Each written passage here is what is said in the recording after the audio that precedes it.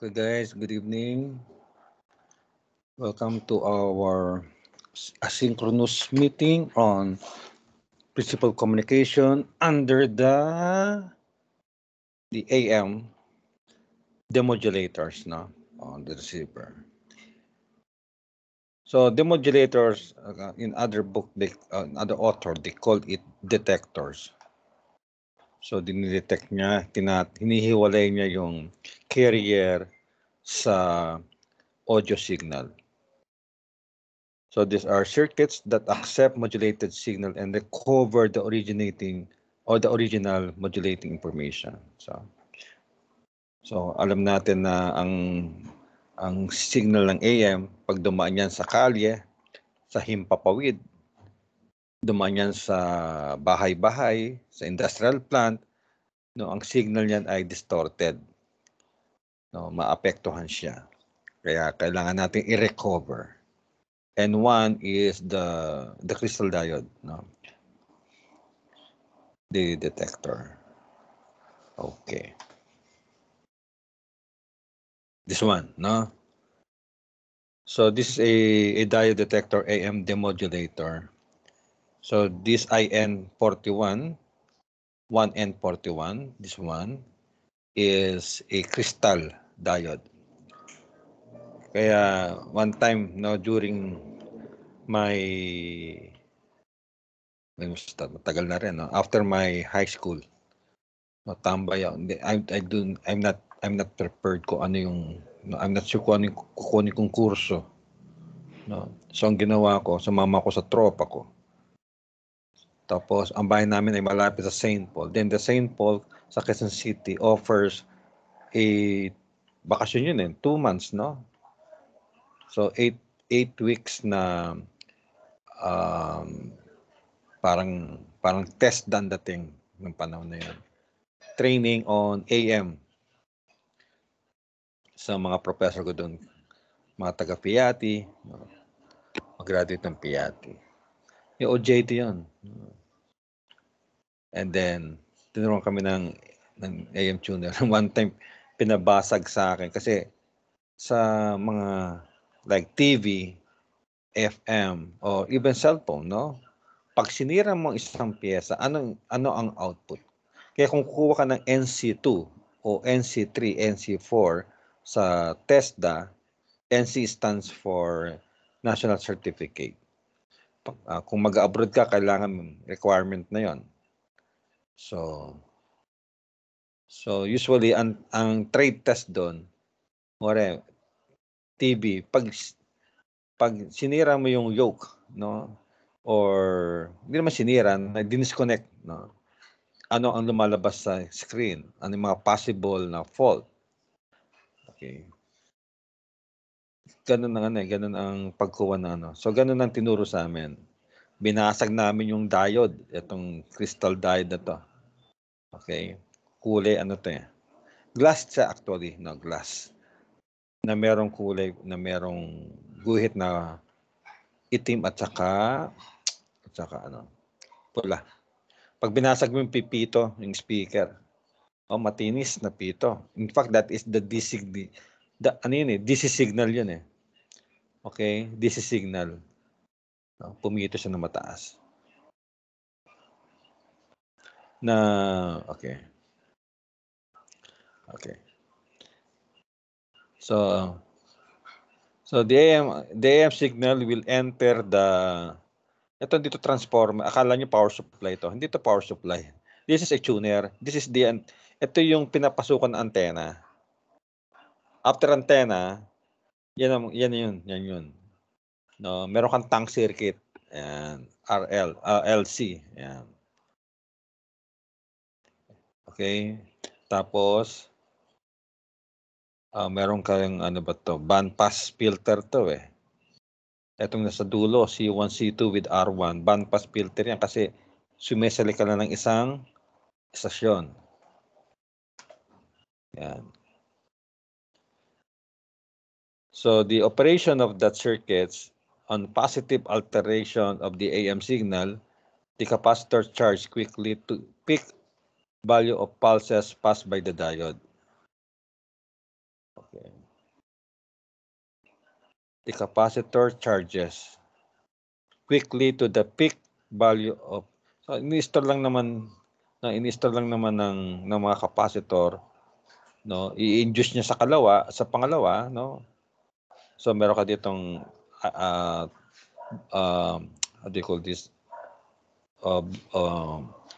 voice transformer, no, kasi ano to eh, matawag dyan, so you have antenna and you have, actually tank circuit, no, tank circuit talaga siya. Kasi after the diode, before the diode, meron kang, we can consider these are IF transformer, no, intermediate frequency transformer. Kasi simplified lang nila yan eh. Ano, on positive alterations of AM signal, the capacitor charges quickly to pick up values of pulses passed by the diode. Okay. Then when the pulses voltage drop to 0, the capacitor discharged into the resistor. Okay. So ito naman mga trabaho ng mga capacitor, charging and discharging lang naman yan. Depende sa presence ng AM signal, no, which is an analog signal. The time constant of the capacitor resistor is long conferred to the period of carrier. So ang na-develop ditong time constant is longer conferred to the period of the carrier na pumasok dito sa tank circuits. The capacitor discharges only slightly when the diode is not conducting. Of course, no, para ding power supply ang ano yung concept. So we're talking here of milli or microcurrent signal. So the resulting waveform across the capacitor is a close approximate of the original signal. Okay. So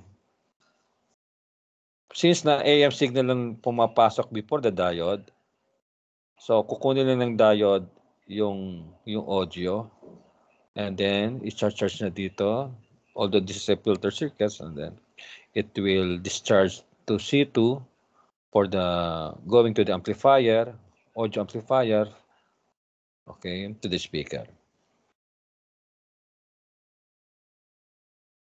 Yung detector diode recovers the envelope. Okay. Alam natin kung ano yung envelope. Okay.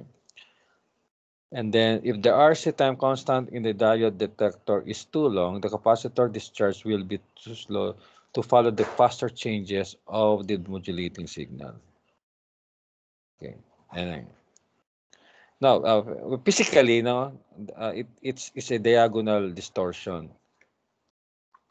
When you are employed in an AM station, as I told you before, the monitoring system is, there are two different monitoring system. One, you can listen the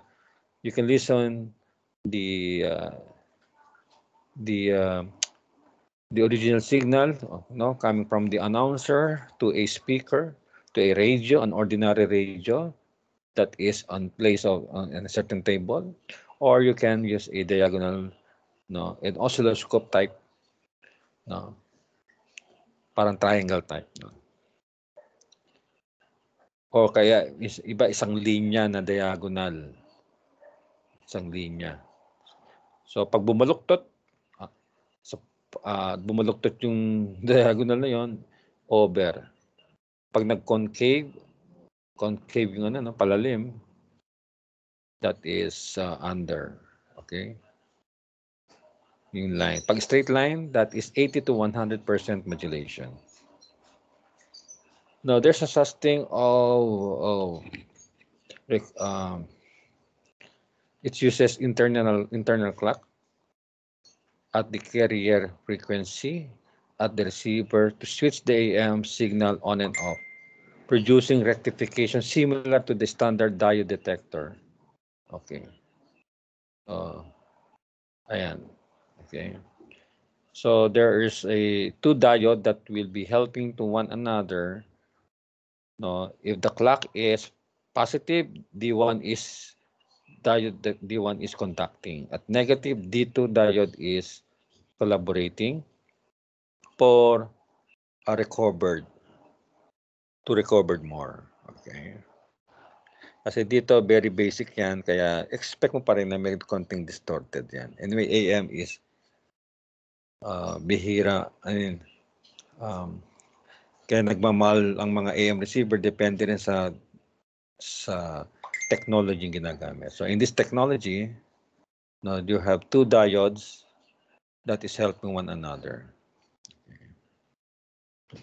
So for a balance modulator, for a transmitter, kasi kung ang technology mo ay single sideband o double sideband, the technology of the transmitter also coincides. No? Hindi pwedeng suppress carrier ka tapos sa receiver hindi. No? Ibig sabihin, ang punto lang, dapat pareho lang ang technology mo.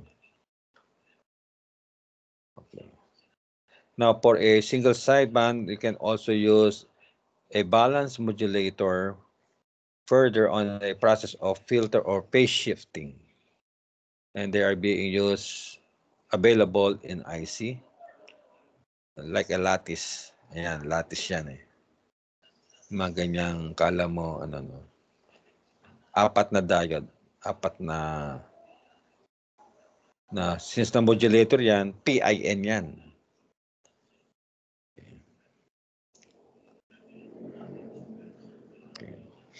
Kung alam niyo yung principle ng power supply nyo ng center tap, na merong output ka ng positive, negative, positive, parehas lang yan. Okay. Nga lang dito, AM signal.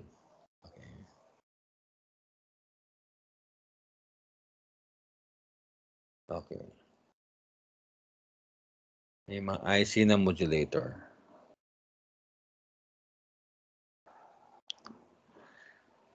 So the analog multiplier is a type of integrated IC circuit that can be used as balance modulator. Ito yung 4096. That it has the capability or specs of can suppress the carrier by 50 to 65 dB.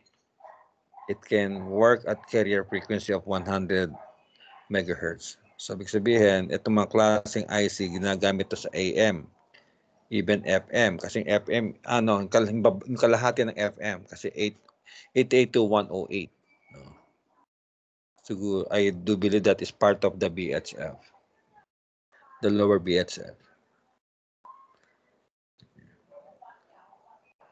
Okay. And kung gumagamit ka ng IC, so definitely gumagamit ka ng mga lattice. Alright. So those analog multipliers are often used to generate double sideband. So you have a technology to throw your signal in a double sideband. Now it doesn't matter if it is suppressed carrier or with carrier. The analog multiplier is not switching circuits like the balance modulator. So the analog multiplier uses differential amplifier. So na-discuss natin yan. Dalawang transistor. Meron silang common mode rejection ratio. So the carrier must be a sine wave, of course, and the multiplier produces the true product of two analog inputs. Okay. Actually, in your, I don't know what subjects that, the 4-year series, you will be tackling more on this in your 4-year series. Advanced math yata yun. O iba pa. Anyway. So generating single sideband signal using a filter method. So ito yung is either you allow only the upper sideband with respect to the carrier, or you reject the lower sideband with respect to carrier. So dito gumagamit na to ng crystal, no? Crystal oscillator. Okay. And then the pure modulating signal, which is the audio, is being injected to your last stage of amplifier. And the amplifier's output is fed to one input of the balance modulator. This is one of the additional circuits for your single sideband. And also, on the filter method of single sideband, the output of the balance modulator is double sideband. Okay. So, yan. In black. A single sideband signal is produced by passing the double sideband signal through and then filtering it. So, hypothetically, you can have your carrier oscillator and then the microphone on which were the announcers delivered his talk or commentator. Then you have, of course, audio amplifier. Okay. Para pumasok sa balance modulator. So, sa palibasa, this is a transmitter, so balance modulator, sa receiver mixer, as I told you before. And then papasok sa yung double sideband siya in the first place, and then magiging single sideband siya pag pumasok sa sideband filter. At dadalhin siya sa high level for triple double power. Okay. And then it will throw to the antenna, going to the antenna, and it will throw to the curvature of the earth. Okay. So another technology for single sideband is using phase shift. So you need a phase shift circuits. So meron kang 90 degrees phase shift. Okay, after the balance modulator. The carrier and the modulating signal are both shifted in phase by 90 degrees and applied to another balance modulator. So it is, merong tayong hypothetically, so you have your balance modulator 1 and 2. And then, bago siya maging single sideband output from a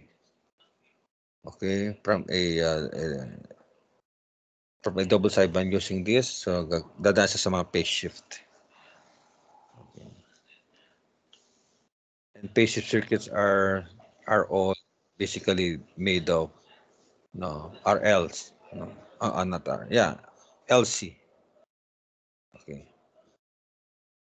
Double sideband and single sideband demodulation. This is now on the receiver. To recover the intelligence in double sideband and single sideband, the carrier that was suppressed at the receiver must be reinserted.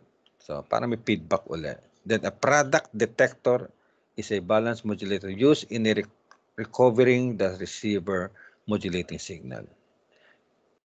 And balance modulator can be used as a product detector to demodulate the single sideband. Ayan. Okay. So,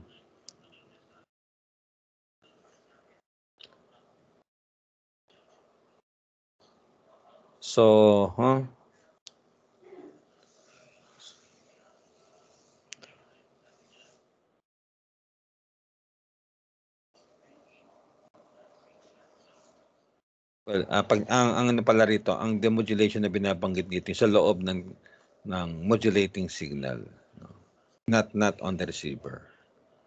Ayan. So you have to maintain that frequency. Okay, so yun ang work ng carrier oscillator. Para pag may lower sideband, upper sideband with the 3 kHz discrepancy, dapat ma-maintain natin yan. Para ma-recover mo yung modulating signal. Okay. Now, that is a transmitter for your SSB. Now, okay. Now, another, on the receiver side, we'll be talking on super heterodyne. So, the dynamism of this. Before, the receiver is made of TRF. They label it tune radio frequency, on which you can only tune to one station. And then it was replaced by this technology, ibig sabihin, all the station, you can select selectivity, the high selectivity of the receiver. But today's technology, because of the climate change, no, bumabalik na yung TRF. Now this, let me use the PowerPoint of Lascia Reka and Company. So ano ba ang overview ng receiver? Ano ba trabaho niya? No? Intercept the electromagnetic wave. Okay? Antenna ang may ano niyan. May gagawa niyan. And then select the desired signal and reject the unwanted signal. Kung nag-tune ka lang sa isang stasyon, definitely, no, yung mga neighboring station can be rejected and it will serve as a noise pag nagsabay-sabay lahat yan. Detect the RF carrier to get back to the original modulating frequency and amplify the modulating frequency voltage. Okay. Siyempre, kailangan natin i-amplify ang RF kasi galing yan sa labas. Galing yan sa kalawakan, galing yan sa ere at pagod na pagod yan. Diba? So, kailangan natin i-amplify. So, mga features ng receiver, ng heterodyne, super heterodyne, simplicity of operation, good fidelity. Okay? Good selectivity and sensitivity. No. Konting ikot mo lang sa dial, no, nakikita mo na lumilipat siya ng station to another station. So, adaptability to different type of areas. Kasi nga, una, ano naman yan, curvature of the earth naman yan. Kaya, kahit anong klase, umulan, bumagyo, meron kang AM signal. Yan. Kahit sabihin natin the climate change is also one of the reason bakit we have poor selectivity. Okay? And with large machine, no, yung mga maiingay, no, yung mga ref, aircon, no, kahit yung mga industrial pa, no, sumisira din siya ng signal. Minsan yung sensitivity, no,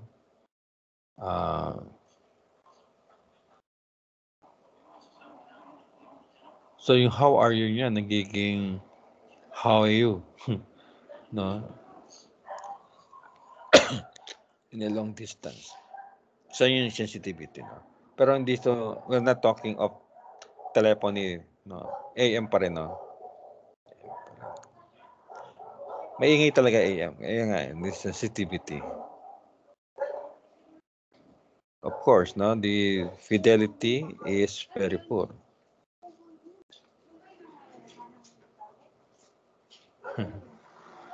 Pag hindi maganda ang ano, minsan talaga. Kaya ang isang dahilan na lang para maganda ang pakikinig mo sa AM radio, laksan mo ang AM radio. No. Di ka tulad ng FM, hinaan mo, FM pa rin siya. Ang AM, pag hininaan mo, ang maririnig mo, yung distorted signal. Okay. So a good solution for a problem like this, poor sensitivity, poor selectivity, is the super heterodyne.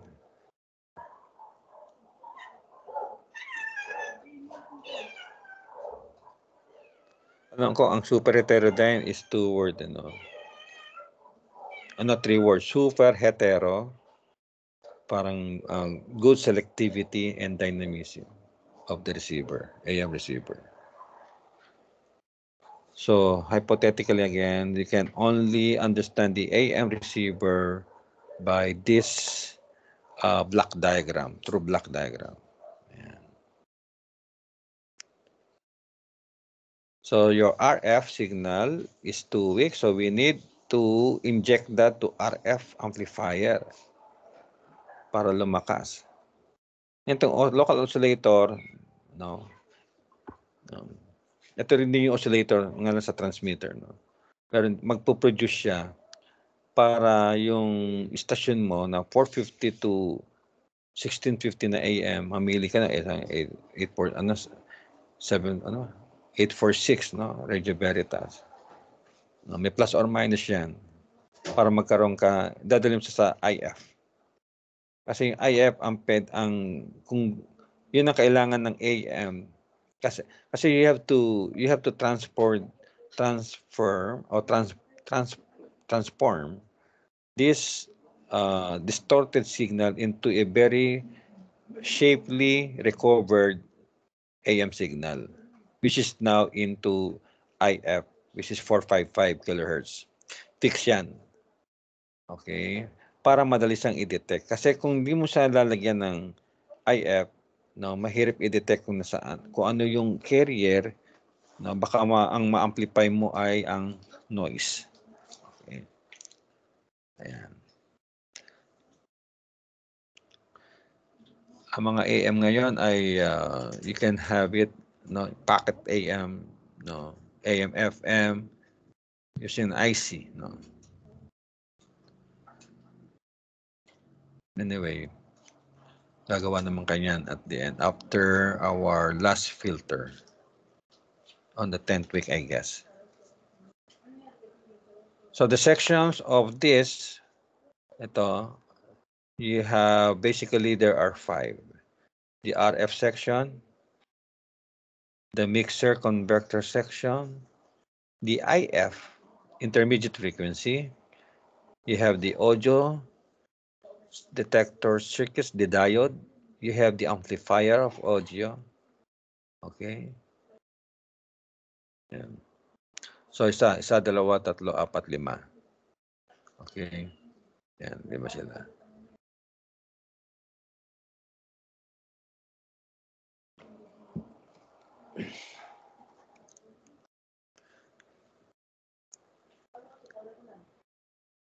Okay.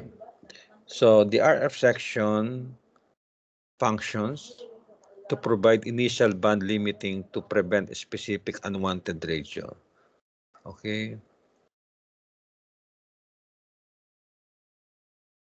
Kasi mayroong mga tinatawag nating unwanted radio frequency, which they call it image frequency. Mga unwanted signal.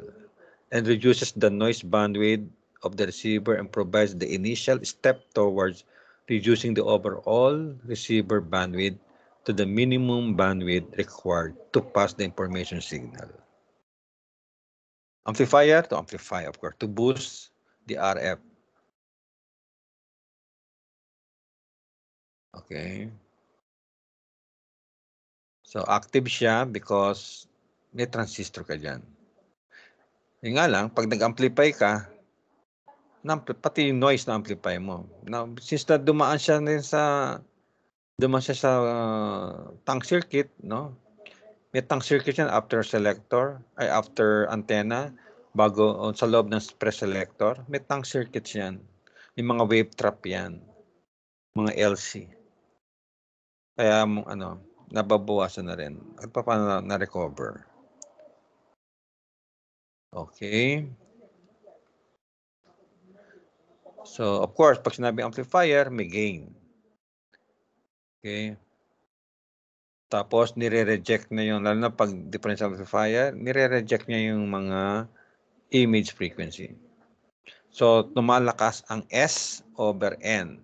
Sa communication kasi, one way to measure, or one indication na maganda yung overall system mo ng communication, point to point, no, yung meron siyang signal to noise ratio, not noise to signal ratio.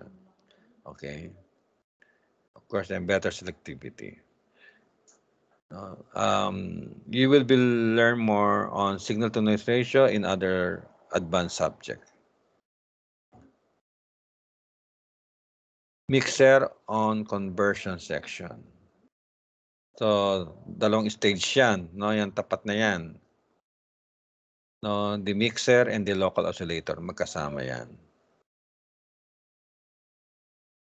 Yan. So, the mixer stage, Diyan papasok yung tinatawag natin heterodyning. Okay? Yan yung puti, no, na capacitor na para siyang may transparent, tapos ang dami niyang plate, no, multi-plate, kaya pero capacitor we define it what a two plate, no, facing together with dielectric constant. That is a capacitor. Kaso nga lang, ito variable capacitor. Okay? Yeah, mathematically, we've been discussing this, the high side injection and the low side injection. Plus or minus, parang upper sideband and lower sideband. But this is in form of your local oscillator. How the local oscillator generates a minimum and maximum for a certain frequency. Ayan.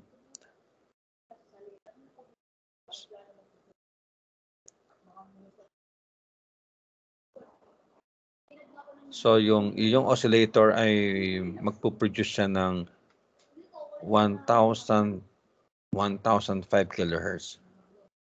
Okay. So kung meron kang AM na 450 to 1650, no, iba-iba naman kasi standard eh. Okay, tapos sumili ka ng isang istasyon, no? Let's say lower and upper sideband of 535 and 565. Ayan. So meron kang tigpa 5 na tawag dito na which is also equivalent to times 2, which is 10 kilohertz. Okay. But ita-transfer mo yan sa tinatawag nating IF. Okay. From 435 to 565, gagawin niyang 450 to 460 or 455. No? Yan. Na IF signals in AM form. Yung sinasabi ng gang, magkakatropa daw tong yung preselector or let's say RF section, yung mixer at saka yung local oscillator. Pag gumalaw ng isa dyan, gagalaw din yung dalawa. No? Nakuha nyo? So, the gang circuits is the RF section, mixer section, and the local oscillator. Pag gumalaw ang isa, gagalaw yung dalawa. Hindi pwedeng Pero sa TRF, wala tayong gang circuit kasi hindi mo na kailangang i-tune. Kasi pag inon mo, yun na yun. Okay? Hindi mo na rin kailangan ng local oscillator. So, embedded na yung local oscillator doon. Okay. So, wala siyang selectivity na tinatawag.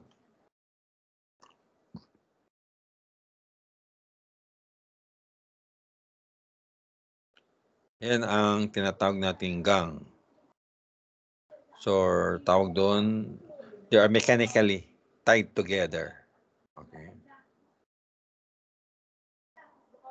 Then you have the local oscillator. It will track.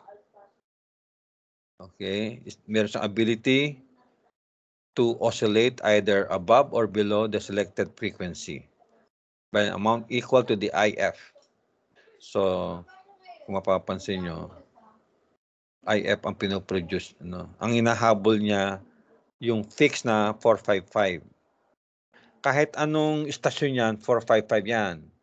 Istasyon ng DCWV, ang IF mo 455. Istasyon ng DCRH, ang output ang IF mo is 455. Fix yun.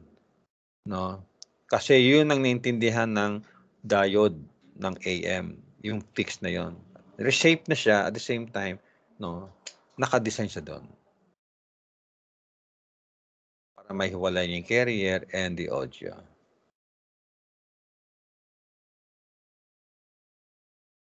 Now, there's also such thing of tracking error. The maximum is 3 kilohertz. Pag lumagpas ka dyan, ibig sabihin, you have a poor selectivity. Then the image frequency, it is a frequency other than the selected radio frequency. No? Bukod dun sa selected na station mo, nagkakaroon ng second harmonics, third harmonics na tinatawag. Okay. So, kailangan natin ng circuits to reject. Okay. Para ma-reject yung mga ganyang harmonics. Well, nako-compute sila, no? Pero we will not dig on that. No?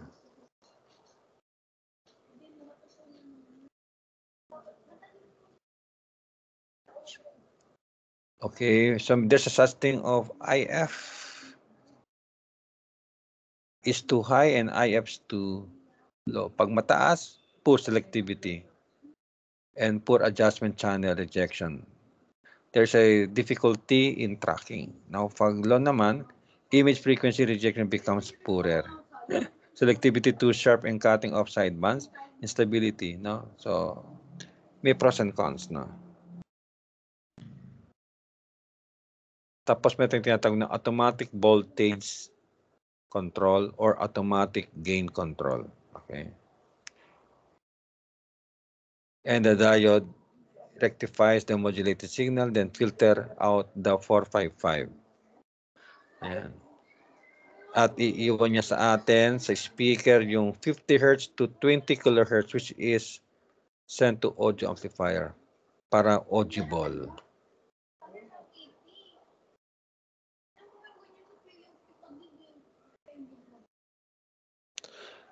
So, yung AGC at saka ABC, automatic voltage control, requirement yan to overcome the atmospheric and terrain condition that adversely affect signal strength.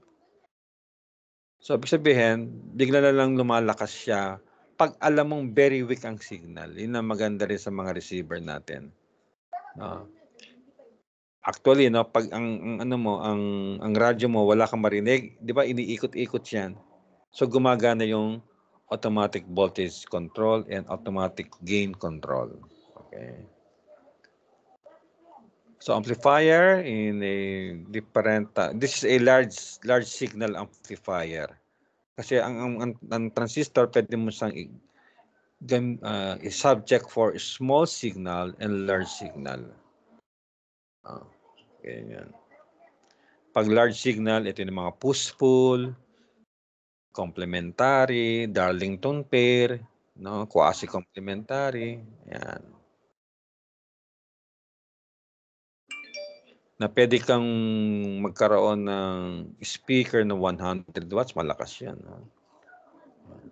Yan, kaya kailangan ng loudspeaker. Okay. Kaso yung AM, parang hindi siya worth. Ang ganda ng speaker mo, amplifier mo, power amp mo, tapos AM lang pala ilalabas mo doon. Parang, no? Bagay, siguro, maganda rin kung nasa kayo. Nakikinig kayo ng siguro isang event, no? At marami kayo na pwede naman yan. Pero kung sa bahay mo, no, nagkukuya-kuy ka, nakikinig ka ng music, pala ang lakas ng pinagyayabang mo sa mga kapitbahay mo, pero AM lang pala ang pinapanood mo, you are wasting your time. Alright. Now, for a better reception and demodulation, there is such thing of double super heterodyne. Okay, it improves everything. Okay, thank you. Ayan, so AM pa lang yan, no? Okay. Thank you. Now, siguro ang assignment nyo is to look for the